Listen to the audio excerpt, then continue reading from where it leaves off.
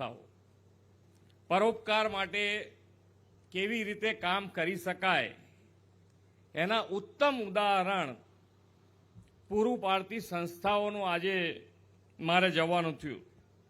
સવારે માનવ મંદિર આશ્રમ ભક્તિરામ બાપુ, હવે ત્યાં આંગાડી માનસિક રીતે વિકલાંગ હોય એવી ફક્ત બહેનો રાખે અને ત્યાં સારા થઈ જાય તો પછી પાછા એમના ઘરે પણ મોકલે. ત્યાંથી એમણે લગ્ન પણ કરાયા છે, પાછા ઘરે પણ મોકલ્યા છે અને કોઈ નોય એક પૈસાનું દાન એમણે માગીને ત્યાં લીધું નથી અને એમની આ સંસ્થા ચાલે છે. લોકોની એક અપેક્ષા છે, એક ભૂખ છે, સમાજ ધર્મથી વિમુખ થાય એના ગુનેગાર ધર્મગુરુઓ છે. સાચી સમજણ નો આપી ગયા, સત્ય સમજાવી ન ગયા અને પરિણામ એ આવ્યું કે આજે લોકો ધર્મથી ધીરે ધીરે ધીરે વિમુખ થાય છે. ઇસ્લામની પરંપરા છે કે ઉર્દુ ફરજિયાત બનાવે છે એટલે એને કુરાનની ખબર છે. ઈસાઈઓ ઇંગ્લિશ બનાવે છે એને બાઇબલની ખબર છે. આપણે ધર્મગ્રંથોની જ ખબર નથી ક્યાં આપણા ધર્મગ્રંથો છે, ધર્મગ્રંથોમાં શું, કારણ કે આપણે સંસ્કૃતથી વિમુખ થઈ ગયા છીએ. આપણા તમામ ધર્મગ્રંથો સંસ્કૃતમાં છે. રામજી મંદિર અને ગામડે ગામડે ચોરાઓમાં જાતા બંધ થઈ ગયા છે, નહીતર સંસ્કૃતિનું કેન્દ્ર, સંસ્કારો જ્યાંથી મળતા એ રામજી મંદિર ગામનો ચોરો હતો. સોરો, શિવાલય, શમશાની સનાતન ધર્મના પ્રતીકો છે, જ્યાંથી આ સમાજને પ્રેરણાઓ મળતી, જ્ઞાન મળતું. વડીલો જતા એની ભેગા છોકરા જતા, પગે કેમ લાગવું એની મેળાએ આવડી જતું હતું. અમે નાના નાના હતા ત્યારે ઝાલર નગારા વગાડવા હાટું વારામાં ઊભા રહેતા ભાઈ ઘનશ્યામભાઈ, દાંડિયું મારી લેતા વારો લેવા હાટું. અને આજે પરિસ્થિતિ એવી કરુણ છે, કોઈ નગારું વગાડનારું છે નહીં. ભગવાનને દયા આવી એટલે ઇલેક્ટ્રિક નગાર આવ્યા, પણ એ ડેવલપિંગ નથી, કરુણતા છે. બાપુ હવે તો રોબોટ આવી ગયો આરતી કરવાનો, પૂજારી નહીં સટકાવ્યો.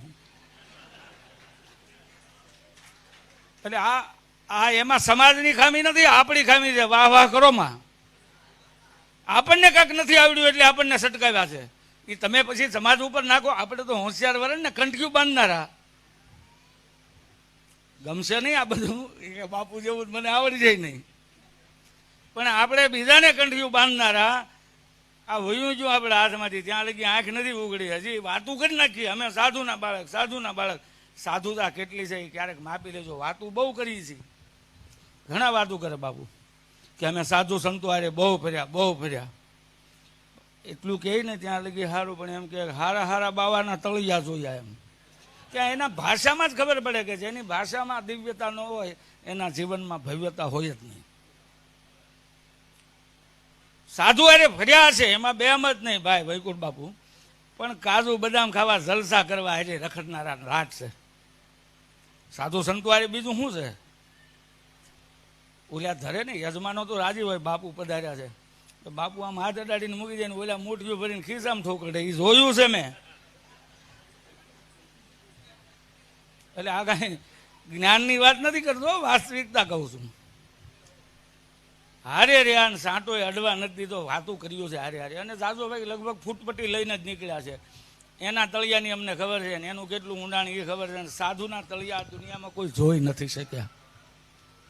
સાધુને કોઈ માપી ન શકે. તમે કલ્પના કરો, યુનો સુધી જો બાપુ પોથી લઈને પહોંચી શક્યા હોય. આપણે યુનોને ઓળખતા નથી એટલે આપણને એની લાયકાતની એની નહીં સમજી શકીએ. આપણે ઓક્સફોર્ડ યુનિવર્સિટી, કેમ્બ્રિજ યુનિવર્સિટી, એ કોઈક સારું ભણેલા હોય ને પૂછજો કે ત્યાં દાખલ થવું હોય તો કેમ થવાય છે. ત્યાં જઈને હોલમાં રામકથા કરવી, રામ નામનો પ્રતાપ, આપણે એના પૂજારીઓ છીએ તો આપણી માથે કેમ એની કૃપા ન હોય. જા પર કૃપા રામ કી હોય તા પર કૃપા કરે સબ કોઈ. સાધુનું તળિયું કોઈ માપી નથી શક્યું, સાધુને કોઈ સમજી પણ નથી શક્યા. બીજા બધા આનંદમાં એ સાધુ એકલો પીડાતો હોય, બીજાનું દુઃખ જોઈને.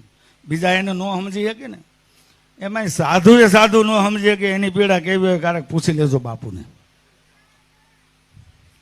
કારણ કે એને સમજવા માપવાનું તો ઘેરે ગયું. હવે આપણે આપણને માપી નથી કે બીજાને હું માપીએ. અને પાછા એમ કે હું ઓળખું. ભાઈએ ભાઈ હોય ને વાંધો પડે તો એસવીને એમ કે આ નાનાને આવો નહોતો જાણ્યો. ભાગીદારને વાંધો પડે ત્યારે એમ કે અરે એ તો બધું ઠીક, 60 વર્ષે ઘરવાળી યારે વાંધો પડે તો એમ કે ઘરવાળી એમ કે તમને આવા નહોતા જાણ્યા. અરે 40 વર્ષ જેનું ઘર બાંધ્યું એ ન ઓળખાણો હોય તો સાધુ ક્યાંથી ઓળખાય? એટલે જે યુગમાં આપણે જીવીએ છીએ ને આની હાજરીમાં એ આપણા માટે બહુ મોટું ભાગ્ય છે. હું કાંઈ વખાણ કરું કે એવું કાંઈ છે નહીં. આ મોહાળમાં ઘોડાનો ખેલવી ક્યાં? અમારું નાનપણ ગયું છો. પહેલાં ભાઈ કાંઈ ફરજ નહોતી, વેકેશન ક્યાં કરવા જવું પાર્થિવ, કાં મામાને ઘેરે ને કાં ભાઈને ઘેરે. એટલે ખૂબ આ બાજુ રહ્યા છીએ અને જોયું છે એ જે પ્રતાપ છે રામ નામનો, અને આપ બધા જોઈ શકો છો. અને બધાની એવી કેપેસિટી છે, જો એવી શ્રદ્ધા ને એવી લાયકાત મેળવો તો બધાને ત્યાં જવા મળશે. પણ એના પગલે ધર્મસ્ય તત્વમ નિહિતમ ગુહાયા મહાજનો એ ગતા સપંથા. ધર્મને જાણવો સમજવો એ બહુ અઘરો છે. એના કરતાં આવા મહાપુરુષો જ્યાં હાલ્યા હોય ને હાલવાનો પ્રયત્ન કરજો. ઘણું બધું બોલ્યો એવા આત્મસંતોષ સાથે આપ બધામાં બિરાજિત અસ્તિત્વને પ્રણામ. જય સિયારામ. વંદન બાપુ, ભક્તિ બાપુ.